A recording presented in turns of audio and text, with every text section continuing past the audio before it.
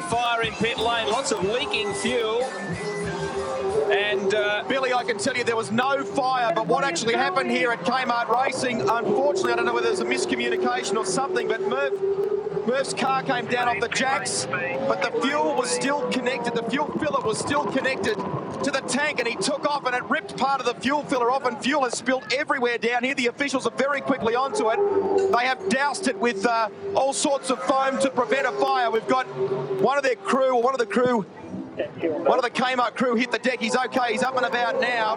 But boy, oh boy, that could have been a major moment then. Gee, what a mess. So you're saying, Rusty, that the hoses were still connected when the car took off? That is correct, Matty. The actual hose or the filler connection that flows down from the actual tank was still connected to the car. You'll see it there on the left-hand side. Look at that. Oh, man, what an ugly mess. And really dangerous. Well, how lucky we didn't get a big explosion there. There is an enormous amount of fuel there, highly combustible material. They were onto it quickly with the foam, but how easily could that have erupted into an inferno? Look at the fuel. great work by the marshals there. Great work. We're thinking the same there, Woodsy, weren't we? Because they were spot on. I mean, another second or so there, and that could have been absolutely disaster. These guys are professional crew members. You can see that they're all wearing helmets these days. One of the changes in regulations that you've got down in pit lane. It's a dangerous world down there, no question about it. Jim Richards. When mistakes happen, it can get really ugly. Fox, can you hear us, mate? Hi guys, how you doing? Murph, what happened there with the fuel rig? The car got dropped when it shouldn't have. Basically, the car stays on, obviously stays on the jacks until we're ready to go, and that means it stays on the jacks until the fuel's full. And for some reason, the car got dropped, and my signal man wasn't standing in front of the car because he was obviously watching the fuel. And as soon as it dropped, that's usually the signal to go. So I went, and unfortunately, the fuel was still connected. It's not often that you guys make mistakes down in that pit crew, Murph. I know that you'd back them 1,000% because they've been right on the hammer, but it could have been really ugly, couldn't it? Well, I think it was ugly enough, actually, mate. We don't like to have accidents at all in the pit, and that was a mistake, and certainly the guys aren't very happy about that. But we'll get on with the job.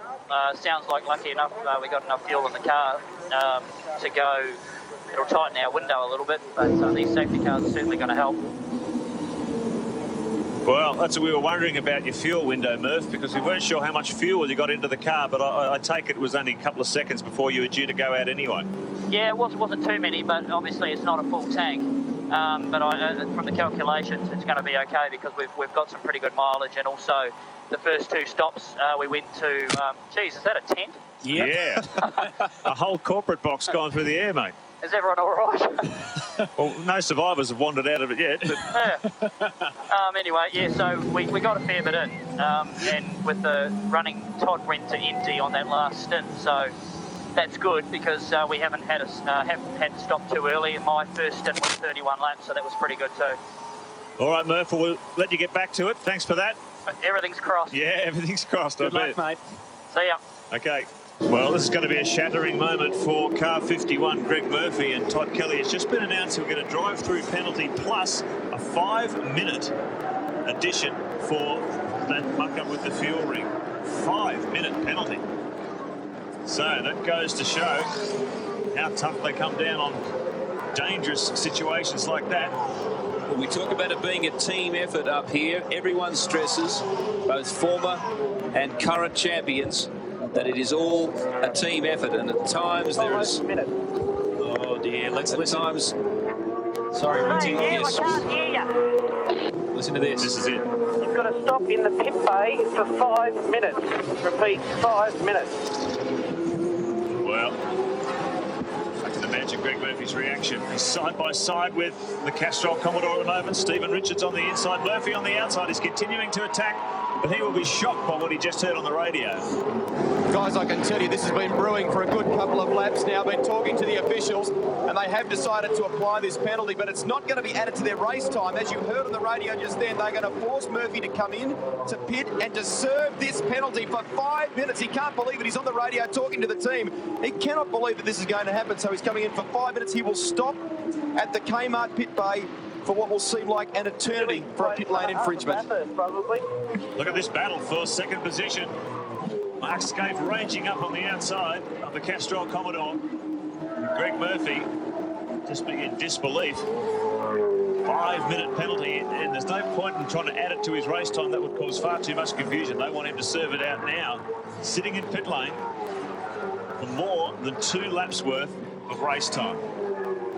Fuel problems cost them the Queensland 500 when they basically ran out of fuel, if you like. Todd Kelly and Greg Murphy, while they had it in the bag, and we're on board now in the Kmart Commodore, the face of a very disappointed Kiwi. And now a mix-up with the fuel pump is going to cost them 5 minutes of race time. Smack bang in the middle of this race while they're in second position. Can you believe it? It's going to drop them down at least 2 laps. The shattering news for Greg Murphy.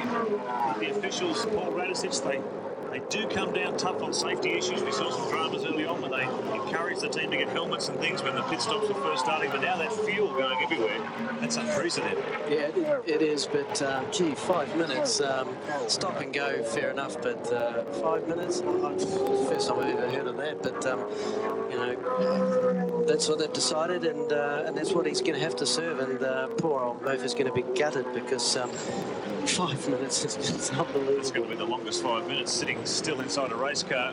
It's going to be 5.5 by the time he comes through and basically completes the drive-through penalty, because he has to knock it back to 40 k's there. So all this time is added. Remember, he's got to sit, from what I understand, in the pit bay for 5 minutes. Time starts now. Boy, oh boy. Might as well get out and have some lunch. What a great roast. Yeah, he is. I mean, Well, Murphy's out of the car, guys. He is fuming. He came down pit lane and he said, look, this is crazy business. Might as well put the car out the back. They're telling Todd to get in the car. No, he's going... I think he's going to take use of the facilities here. But he is fired up. that's too tough. That's, to my mind, is ridiculous. You know, I know safety is one thing, but I can't comment if anybody got injured or not, but it seemed like they cleared it up, and, you know, to serve that type of thing, I mean, is just too tough. It's an awfully long penalty. That effectively puts them right out of the running, not just back, but 2 laps behind. We're half race distance now, and yet another major contender has been KO'd here at Mount Panorama. It's looking good for Castrol Perkins, and sandwiched in between them at the moment on the track, of course, Mark Scaife. This crew, Woodsy, has been flawless throughout the first 8 rounds of the championship. The first 9 rounds, in fact, their pit stops have been slick, and look at Murph. He's fuming, absolutely furious. He knows that his shot at this title has gone. 5 minutes is an eternity to be sitting there with nothing happening. And of all places, Mount Panorama.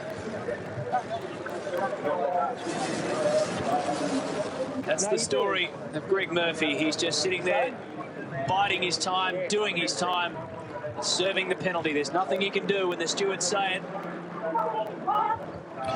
There he is. He's going off the Richter scale. So Greg Murphy in car number 51 out of contention. Car number 15, Ivan Muller and Andy Prio is the other Kmart Commodore still out there on the road. Let's go down to the Kmart Rusty. Look at that. 5 minutes pretty much bang on the minute right now. 5 seconds just to go now, Matthew, and Greg Murphy has been absolutely fuming the entire 5 minutes. I couldn't actually talk to him, just to clear something up for you. No one is actually allowed to touch the car during that period of time. Not even the team could work on it. I know Murph got out of the car, but we're not even allowed to talk to him. That's the rules from the officials.